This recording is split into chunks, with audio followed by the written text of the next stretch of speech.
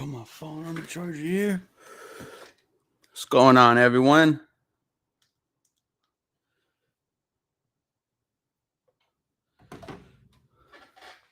Waiting for the press conference to start. Excited to see what the Houston Texans are going to be doing. What is Nick Caserio going to be saying? What is going on?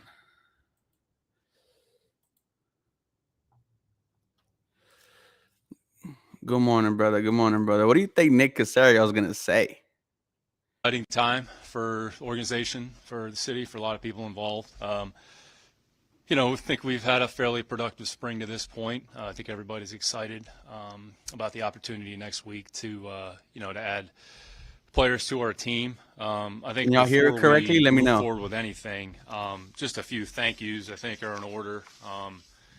Anytime you do something in this magnitude, there's a lot of people that are involved in that process along the way from the beginning. As far back as, let's call it, last August. Let me know if you guys can hear it correctly. Last May. And I think we've had a really, I would say, productive and collaborative effort this spring between the scouting staff and the coaching staff. Even with the changes that have taken place on the coaching front, we've had a really lot of constructive discussions with everybody involved. This process isn't about one person.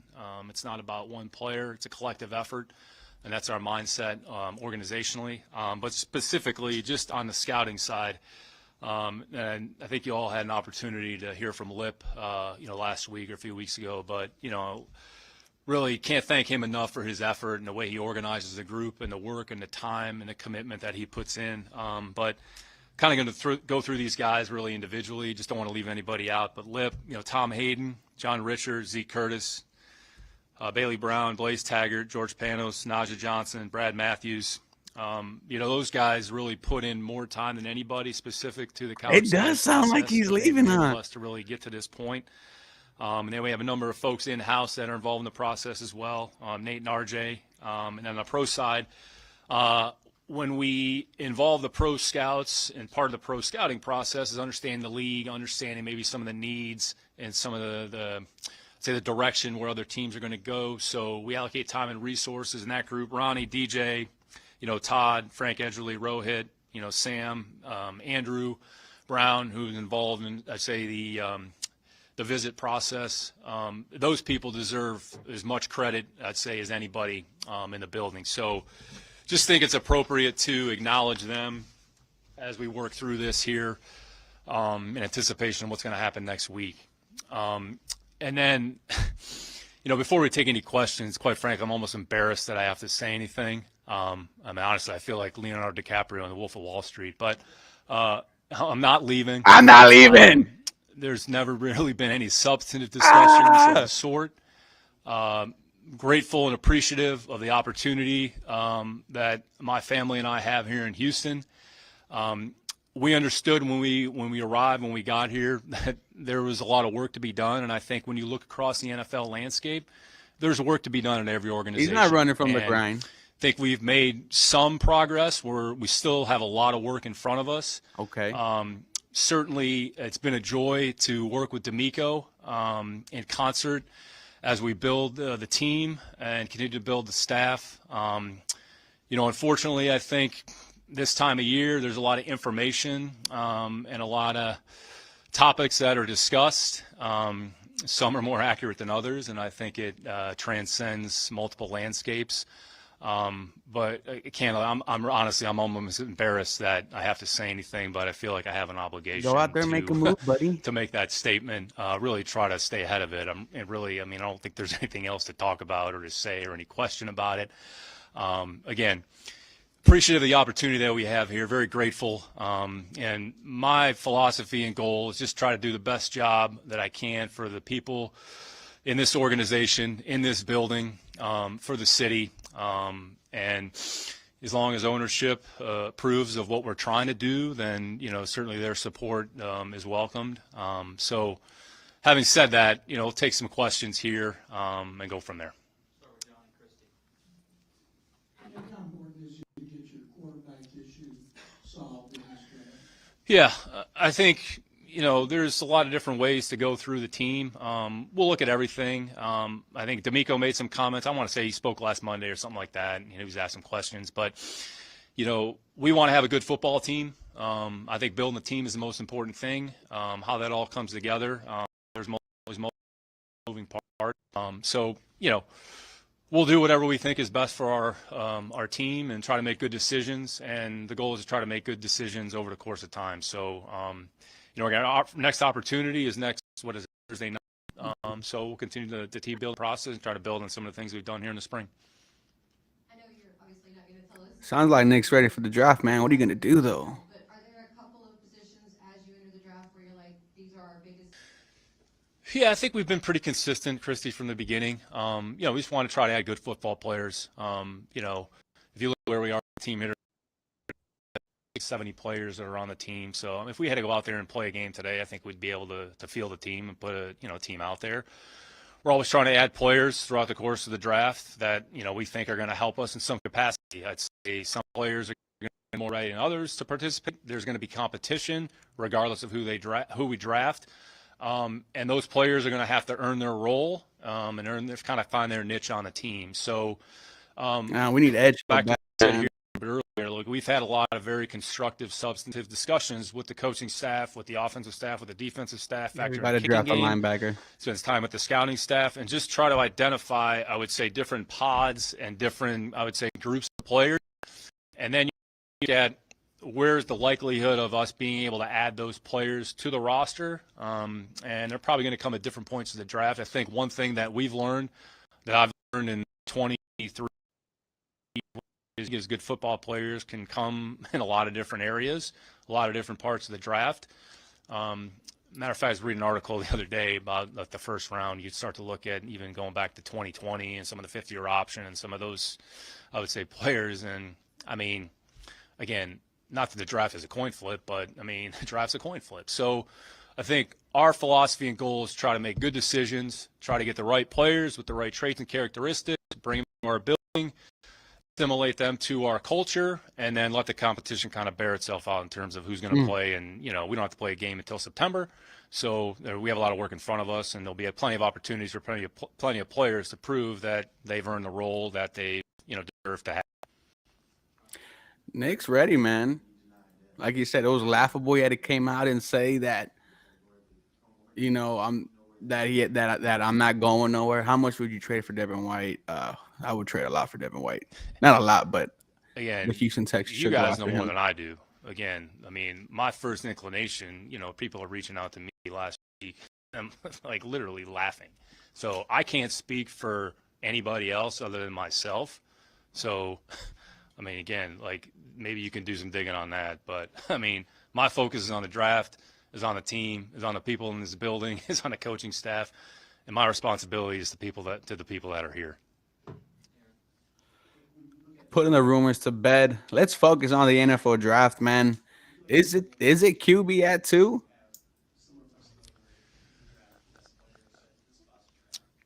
Yeah, I think to your point, Aaron, I think we've created some optionality in multi. So, we're fairly well positioned in the first, 4 or 5 picks in the first 75.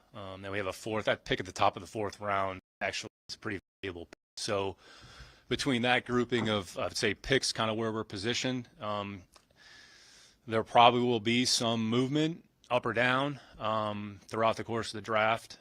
So what we try to do in free agency is just add players that we feel are good football players that we think can help our football team in some capacity. That are the right players, that are the right fits for what we want to be and, how we want to play. So we really won't know the answer to the question about how that's all going to go, but I'd say now we feel Cincinnati, pretty good about where 6 we foot are. wingspan, wouldn't mind them at all. And try to continue to add good players with the right traits to the building and just try to build on some of the things. I'm trading back from 12. Bryce is going number 1 overall, man. Positional value in this year's draft. Do you see a surplus of talent start at one position and maybe lesser talent at another position? Does that factor into your draft process? Anthony Richardson at 2. Bryce is gone. Yeah, there's a certain strategy that's going to be involved. You could have Obviously, certain bright, players but it looks graded. like Maybe they're might be closely your graded, CJ or but they Will at this might not point. be closely graded based on the role, based on their value. So draft's about supply and demand. Picks are about supply and demand. Trades are about supply and demand. So how you position yourself accordingly is based on where the optionality you feel is. So if you pick the player at a certain level, can you get an equivalent player at a later point? If you can, where's kind of that breaking point? So therefore, how do you position yourself accordingly? So I'd say it's certainly going to be there's going to be relevance relative to some of those positions. So we'll go through kind of draft strategies, go through draft scenarios. If we pick here, all right, here's our choices. If we move on from this pick, where can we pick up another player? What's the recourse there? So we're actually having those discussions, not daily, but, kind of every couple of days, just sort of recalibrating We got, I think, based on 11 to some of the 12 draft information. picks, Might get some Nathan. new information. So we're finishing up our draft visits here this week. Those have been very productive, I would say. We actually started them a week after the combine, so we try to get ahead of that process here a little bit in March. So I think we brought in maybe 8 to 10 players kind of in March after the draft, so we weren't too hard-pressed to try to race to the end. Maybe you lose out on a player that you really want to have in the building. So I would say that process has been a very productive process in terms of the players in the building. Say, not to go behind a curtain a little bit, but what we try to do with that is simulate as best we can what a day is going to entail for that player. So from the time they come in the building, it's 6:30, 7 o'clock. From the time that they leave at 4 o'clock, it's coaching staff, it's strength and conditioning, it's player development, it's scouting, it's all the different people that are going to touch them in the football operation. Try to give them a picture of what we're trying to create. And we've gotten a lot of constructive feedback from that process. So in the end, we're just trying to put ourselves in a position to make good, sound decisions with the right people, the right, and hopefully it gets to an end point that we can all be proud of and, happy about come draft weekend. Nick, you've been around this process for a very long time as far as the draft is concerned. And the last time Because has so much more confidence there when he's rocking. It's just physics. When Casario's in a vest, man, things happen. If I'm Nick Caserio, I'm trying to make a big move so I can tell the fans to relax. above you all, does that does that change your draft board? Does that make you change some of your draft strategy if they go and pick the players, say, that you had on your board first? Yeah, we really control the other team is going to do what they think is best. So our job is to understand the players, understand the board, try to make good decisions, and we pick wherever we pick. So we pick at 2, we pick at 2. If we don't pick at 2 and we pick somewhere else, then we just have to be prepared to pick accordingly. So we can't control what other teams do. Try to do our homework and then just try to make the right decisions and the best decision for our team. Well, how would y'all feel if he did trade back from 2? Not even take Will or CJ, just trade it back to like the Raiders. What have you learned from them, and are you viewing the position a little bit differently now than maybe before? I would say though, Nick looks a lot more confident. Yeah, I'd say there's a lot of carryover. I mean, in terms of like what's important at the quarterback position, I'd say I think we're in agreement on a lot of those qualities. Ultimately, it comes down to how your team plays on Sunday. So in the end, it's going to be a collective effort, how we play offensively, how we play situationally on both sides of the ball, how we play in a kicking game. So that doesn't necessarily change. Are there things that maybe are not more important, but, hey, maybe this is something that we look for, or we put a little bit more emphasis on this? Okay, you take that into consideration. But ultimately, we're going to try to make the best decision for our team that makes the most sense for everybody involved. So our job, part of my job, is to take in as much information as possible and to take in input from as many people as possible. And again, we've had a lot of very constructive and collaborative discussions across the organization, both offensively and kicking game as well. In the end, it all has to fit together. The the the number one job of, I would say, a team, and it's about scoring one more point than the other team. So how do we get to that point is about how you play on Sunday. How you play on Sunday is a product of how you handle Yeah, he's situational staying. He's football. staying. How you handle situational football is a product of who is on your team, and do the on the field understand what's important. So regardless of the team, regardless of who's coaching, those aren't going to change. Philosophically, how you get to that end point could be a little bit different. Each team is going to approach it a little bit differently. Yannick Ngakoue will So be I'd say good from that signing too. perspective, honestly, it's been kind of, refreshing just to kind of hear just another viewpoint, another perspective. In the end, we have to match it all together, and ultimately we're making decisions for the Houston Texans, not for one individual person. Nick, now that you worked with D'Amico for a while, how do you feel like you guys are aligned when it comes to addressing the quarterback position? I mean, I think QB question, guys. 90% of people believe you'll find your quarterback in this draft. We're not in those rooms. We're not in your guys' heads. What's your guys' alignment going into this draft of how you find your next franchise quarterback? Yeah, I don't want to speak for him. He's probably listening anyways. But I think we have a lot in common in terms of how we view players, how we see a football team, the things that seem important. And I don't want to say we talk daily, but we talk daily just about on all those matters. And, again, I've really enjoyed my time with him in a short period of time. I can't speak highly enough of him as a person, a football coach, his perspective, his viewpoint, kind of what he brings to the table. I think he has solidified kind of, what we thought going through the hiring process. And, we're excited to try to build this together and just try to build a good, solid, sound football team that plays well situationally, that I would say the organization, and the city can be proud of. Is that easy? No. Is there one way to do it? Absolutely not.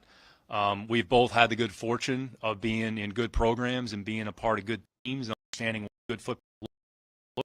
So how do we kind of put our stamp on the Houston Texans 2023? In the end, that's the goal, and that's the most important thing. Well, it sounds like he and D'Amico are in constant communication, which you wanted to hear right after. Kind of some people have been speculating or even questioning what is going on in the front office, right? Yeah, Deep, it's a great question. We've kind of looked at, I would say, everything, on a yearly basis. So there's a draft process. Is there something maybe we can do a little bit different, which we've done that this year. Just alluded to a little bit earlier, kind of the process of the onboarding of the players from the visits, and then what we do post-visit, how we consume that information, how we accumulate information, how we apply that information, or whether it's including a different viewpoint or a different angle, or it's a different tool maybe that we didn't have previously that, maybe we've outsourced to try to get maybe a secondhand view. So whatever we feel we can do to improve what we're doing, that's what we're going to try to do. And I think we have a responsibility to each other to do that, I would say, fairly consistently, whether it's pre-draft process, how we train players, the resources that we provide to the players. So we're constantly looking at everything to try to improve with the end goal of doing what's best for the organization and also prioritizing what's most important for the players. Are we providing the players the requisite resources available to them so they can be possible? So I think we're trying to do that. We've made, I would say, considerable effort in that regard. I know it's secondhand, but in the spring, I'd say some of the commentary from FLPA players about some of the things that are going on in the building, I think that's a reflection of the people that are in the building, and just always trying to do things in a positive, professional way that serves the players in the best capacity possible. So to answer your question, we've definitely looked at some different, not that we've completely modified the process, but we've incorporated some things to hopefully enhance what we're doing to arrive at a. If you want someone, go get him. If the Houston Texans think Bryce Young is indeed him, then trade up from, but you could have just lost that game against the Colts, man. Still biting us in the ass, dude.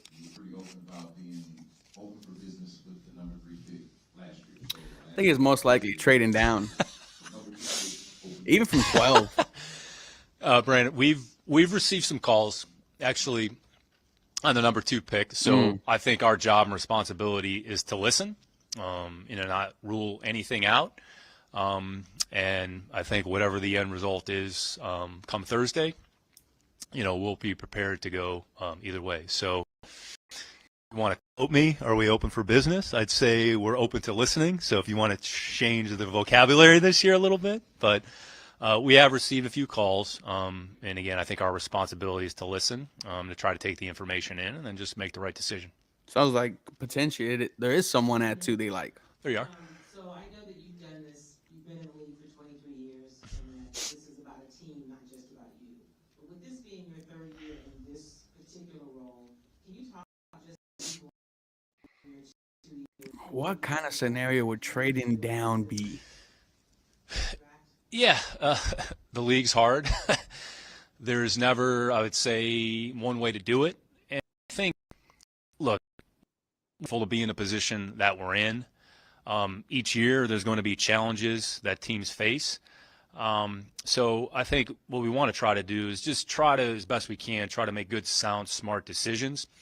And if you do that over the course of time repetitively, I think that enables you to have the most long-term success organizationally. So we have a lot of work in front of us, but always invigorated by, I would say, the off season, because essentially everybody's kind of starting over, regardless of what happened the previous year, regardless of what the end result is, whether you're Kansas City or you're the Houston Texans. So I'm not saying we're like the Kansas City Chiefs. Like, believe me, that's not what I'm saying. I don't want anybody to write that and then interpret what I'm saying. But you always have to, I'd say, have an open mind, be grateful, be humble, and understand that you don't have all the answers. And it takes I would say, a team effort. And again, that's why I think we've emphasized sort of the team approach. Talked about that. We've talked about that. I've talked about that. D'Amico's talked about, the swarm mentality. I think that's a pervasive attitude and mindset that we want I feel like Nick's I would body, say, man. transcend the organization. So, people that have a special work ethic and relentless mindset, our responsibility and job is to find those people. And if we do that and with enough people, then hopefully we put ourselves in a position to have some modicum of success.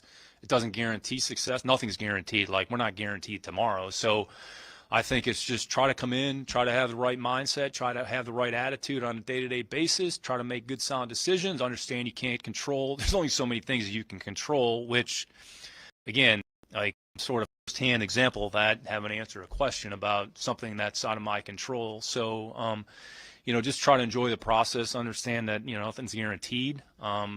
Again, we look at some of the things Why does he going keep on, things in perspective. making me touch mine? Again, we have to read, Sunday morning about another mass shooting that's taken place in our country. So, when you just put it in perspective of football, I'd say it kind of shows you, it kind of pales in comparison. So I think you always have to be curious. You always have to be open to learning. You always have to be open to maybe doing things a little bit differently. If you think it's going to enhance the overall performance of your, then we have a responsibility to do that. Hopefully that I've tried to do that and will continue to do that as long as I'm here. Ricardo, so Nick's not leaving, and now multiple picks, teams thought about the number 2. You have to rely on the people around you Rex Burkett, the and free agent. take information Jamar and Gibbs. utilize the right information and the right inputs, and really trust the information that you have, that if it kind of tells you one thing, probably should lead you towards that direction. You never second guess. I think you always want to try to, hey, okay, we made this decision. Here's what went into that decision. Here are the inputs. Okay, you know what? Feel good about it, feel comfortable, or maybe we should have trusted something else or sort of utilized maybe something a little bit differently. So there's no right or wrong formula. There's no perfect formula. I think, and just try to get better each and every day. There's been a lot of talk about the S2 test when it comes to quarterback evaluation. So, what specifically is in that test, and how John at 12, baby. John at 12.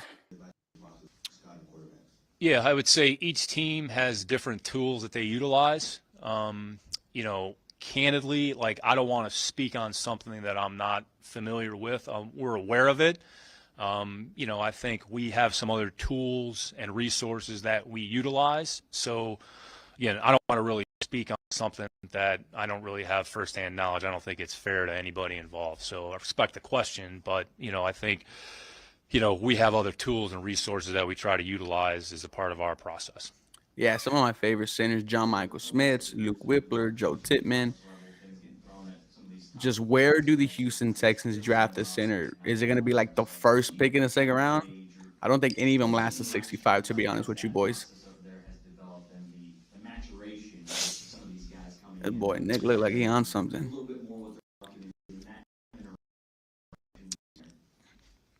It's a great question. I think you kind of have to separate some of the things that they went through in college because you're not necessarily reduplicating the whole NIL process. I think there's maybe a professional element and that's involved, and they maybe understand that side of it. That's an aspect of it. But I think the focus for the players, especially rookies, is your job is to be the best football player that you can be. So what can you do in those areas?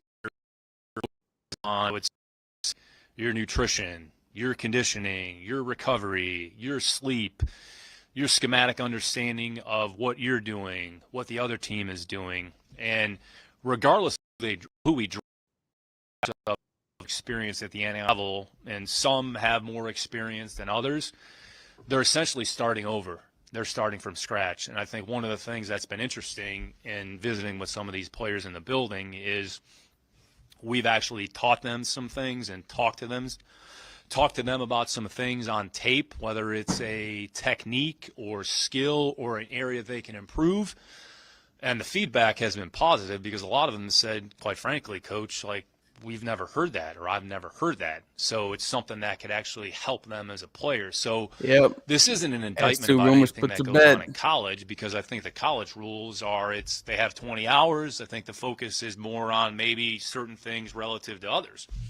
Well, our job is to be as granular as possible because our players are in the building 6:30 until 4:30, 5 o'clock during the course of a day during the regular season. So there's ample amount of time for you to work on your skill and to work on things that are going to make you a better player.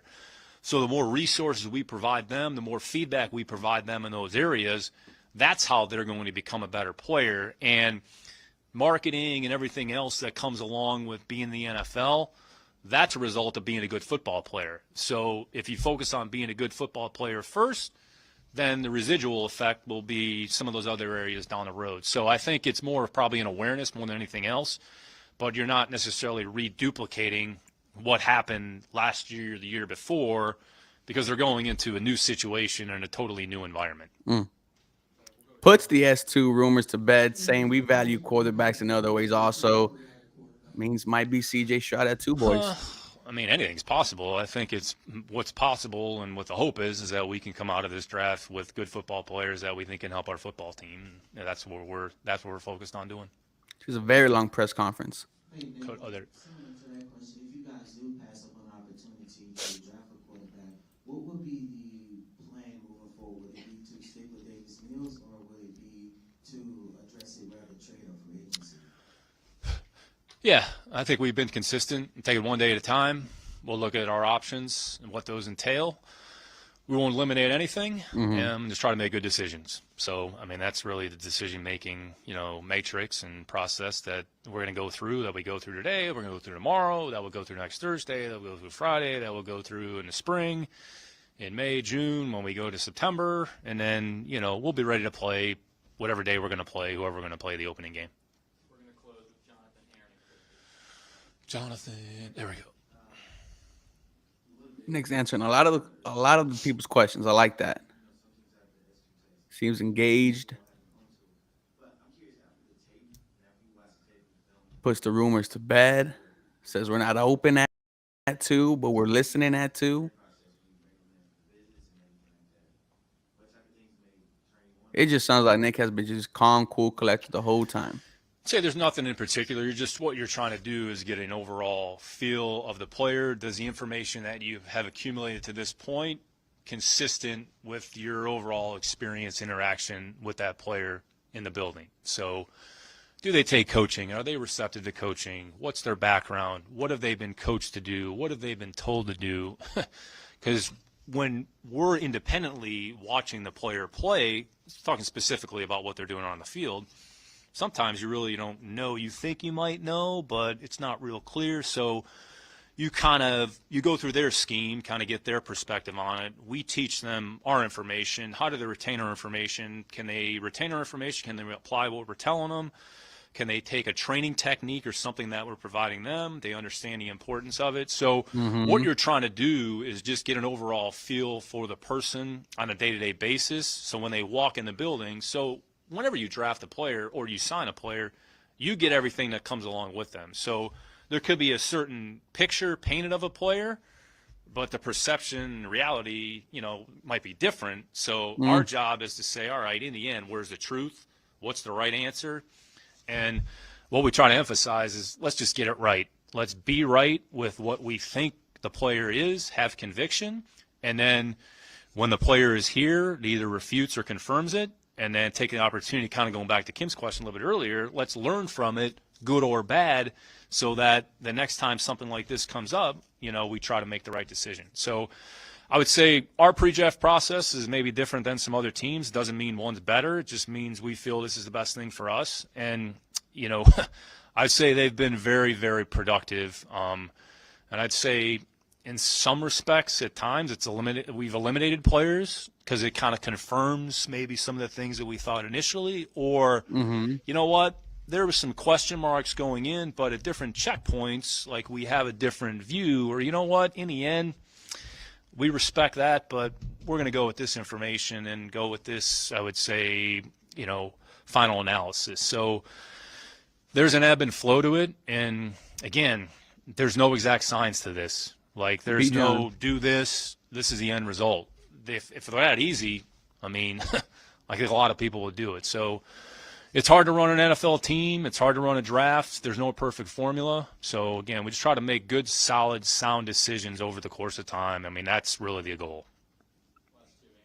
Adam Schefter, he just was on Pat McAfee's show. I would be surprised if the Houston Texans don't take their QB of the future at number 2. We just heard a CJ dig. AR-15, Will Levis, man. I don't know. Hit the nail on the head, Aaron. So medical is a component, but then you have to look at the actual analysis of the medical. What does the information tell you? What is their availability? Are they going to be ready to go? Is this a chronic condition? Is this something that can be exacerbated or get worse?